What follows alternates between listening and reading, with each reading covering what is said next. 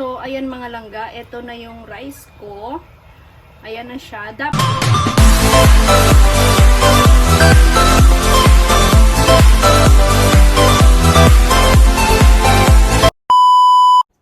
Hello everyone! So ngayon, magbababad ako ng manok. Lalagyan ko siya ng asin kasi magluluto ako ng matchboos. So before ko siya lulutuin, ibababad ko muna yung chicken sa asin ng 15 minutes lang para ma-absorb niya yung lasa. Para magkaroon ng lasa yung meat ng chicken, ganoon. Yung laman ba. So malasa siya. So ayan, ibababad ko lang siya ng 15 minutes. Tapos lulutuin ko siya maya-maya. So ayan, ganyan siya. So ayan, nalinis ko na rin to. So, ibababad ko lang siya ng 15 minutes. Tapos, yung rice na gagamitin ko is, nakababad na rin siya sa tubig. So, ayan. Nakababad na siya sa tubig para mas madali siyang maluto. So, malambot na ito siya. So, ayan. See you later. So, ayan mga langga. Hinugasan ko na yung chicken. Para maalis na yung para hindi naman sobrang maalat, diba? So, ayan. Matchboos pala ito na gagawin ko. So, ayan. Kailangan linisin natin yung mga dyan. Kailangan natin alisin yan. Kailangan kong alisin yan para wala siya. At kakatiin ko ito ng dalawang hati.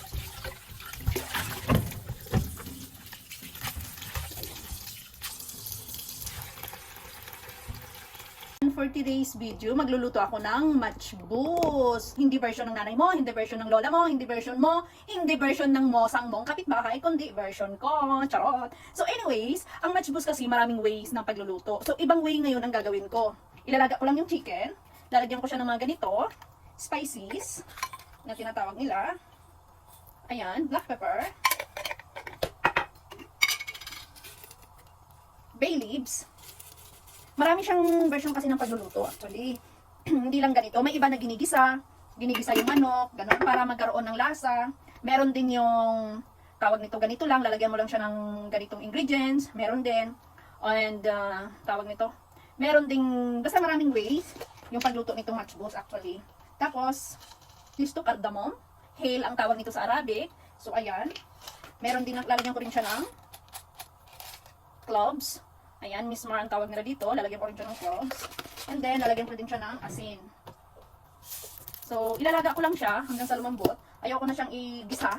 Kasi puro mantika din yan mamaya. Yung tubig na ito na nilagaan ko sa chicken, ito din yung gagawin kong panglaga sa rice mamaya. Makikita nyo rin mamaya. So ayan, lalagyan ko din siya ng sibuyas. Pag naglalaga ako, lalagyan ko siya ng sibuyas. So ayan ang mga langga, nilagyan ko siya ng isang buong sibuyas. Ayan. So ilalaga ko siya, iboboil ko siya dyan. And then, later on, pwede ko siyang iprito yung manok or iluto lang sa oven. I will see mamaya kung anong pwede kong gawin dyan sa chicken. See you!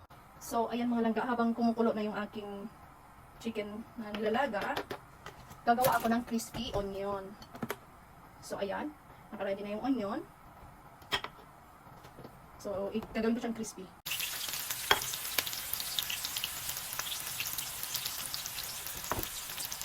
So, ayan guys, iluluto ko siya ng crispy. Kasi maganda siya pang pares or itoppings mo siya sa matchboos. Itoppings mo siya sa matchboos. So, ayan. Piprito ko lang siya hanggang sa maging crispy na siya. Paborito ko na rin to kaya. Dati hindi ako kumakain ng sibuyas ha. Pero ngayon, ayan. Masarap pala siya, manamis-namis. Lalo na pag crispy siya. Crispy yung pagkaluto. So, ayan. Hayaan ko lang muna siya hanggang sa maging golden brown na siya at maging crispy na rin siya later on. So, ayan. Ayan mga langga, meron akong saffron. Saffron or za'afaran, tawag sa kanila. So, mag-mix ako nito kasi gagamitin ko din siya mamaya. Hot water lang yung gagamitin ko. Usually rose water yung ginagamit nila dito. Pero ayoko ng rose water. So, ayan, saffron. And as you can hear, naririnig yung si Betty kasi naka-LS siya ngayon, nakatambay ako sa kanya. So, ayan, ganyan na yung saffron. So, kakayaan ko lang siya hanggang sa maging red na yung kulay niya mamaya. So, ganyan. Ang mahal kaya nito. So mga langga, ganyan na yung niya, yung ng sibuyas. So, pero kakayaan ko lang yan siya hanggang sa mag-golden brown na yan. Tapos, pag nag-golden brown na siya, kukunin ko na siya dito, saka siya mag-crispy. You will see din later. So, ayan. Kumukulo na din yung aking, so, ayan, yung aking chicken. Mamaya lalagyan ko rin yan ng konting kulay para hindi naman siya puti. Meron akong turmeric powder. Lalagyan ko siya ng konti para hindi naman maging sad life yung kulay nito. So, ayan, para maging yellow din siya ng konti. Konti lang naman. Ayan si Betty, shout out. Naka-LS siya. So, ayan. Konti lang, na magkaroon lang din siya ng kulay ba. So ayan, medyo nag-yellow na siya. So ayan ang mga langga. Unti-unti na siyang nag-golden brown. Ayan. Ganyan. So malapit na siyang totally lahat golden brown. So mamaya-maya kunin ko na yan siya. So yung ano ko, yung rice ko, ay yung chicken ko pala hindi pa naluluto. So ayan ko lang.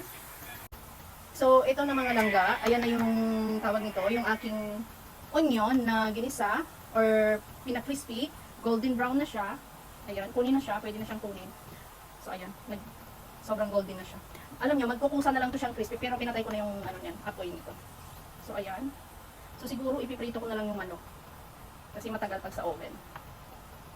So ganito na yung labas niya. Pag nagluto kayo nito mga langga, hayaan nyo lang siya. Huwag nyo siyang haluin ng haluin habang nagpiprito kayo na malambot pa siya. Hayaan nyo lang. Tapos, konting once in a time lang na paghalo. Huwag yung lagi-lagi. Basta hayaan nyo lang siya na maano siya dyan sa mantika, maluto. So ayan na siya, medyo golden brown siya ng iba na sobrahan sa pagka-brown. Pero hindi naman yan sunog, okay lang. Masarap pa rin yung lasa niyan. Masarap kasi ito ipares sa sa matchbox talaga. Tapos may onion white rin, tapos mayroong mga rocket leaves, yan. Masarap. So ayan, nagiging crispy na siya oh. So later magki-crispy na rin siya. Itong mantika na ginamit ko dito, ito na rin gagamitin ko sa chicken mamaya na ipiprito ko siya dito. O di ba? Ganun na siya. Golden brown siya dito sa akin, pero kung dito sa cellphone, para siyang sobrang umitim, pero hindi. Okay lang siya, carry lang. Ayan. Tanggalin natin lahat. Hindi pa kasi malambot yung chicken ko, kaya hayaan ko lang siya muna. So, ayan na siya. So, diba? Ganyan na yung itsura niya, oh. Golden brown, pero yung iba, umitim siya. Na sobrang, hindi naman siya sunog, pero ano pa rin siya, golden brown pa rin siya. Ayan. So, ayan mga langga, kinuha ko na yung chicken kasi malambot na siya. So, kukunin ko din yung mga nakalagay dito na mga sibuyas, yung mga spices na ginamit ko dito, kukunin ko na rin. Kasi ilalaga ko dito yung rice. Ito, same water yung gagamitin ko sa paglalaga. So, ayan. Kukunin ko lang siya para hindi naman siya sa rice ko. No? So, ayan, as you can see, medyo yellow na yung yung tubig. And then, ayoko na kasing i-gisa-gisa siya kasi mamantika. Lahat na lang mamantika, di ba, pag igisa ko pa. So, tatanggalin ko na lang yung mga dito. Pero ilalagay ko pa rin yung bay leaves sa paglaga ko ng rice. Iiwan ko yung bay leaves kasi yung bay leaves, maganda to, mabango tong bay leaves. So, yung mga onion, yung lang ang tatanggalin ko. Yung sibuyas, yung black pepper, yung iba pang cinnamon stick, yun yung nilagay ko. So, yun lang tatanggalin ko. So, ayan na. Ilalaga ko na dito yung, syempre, pag naglaga kayo ng rice, titikman nyo kung may asin na ba, kung sakto yung asin sa tubig, kasi syempre, ano na to rice.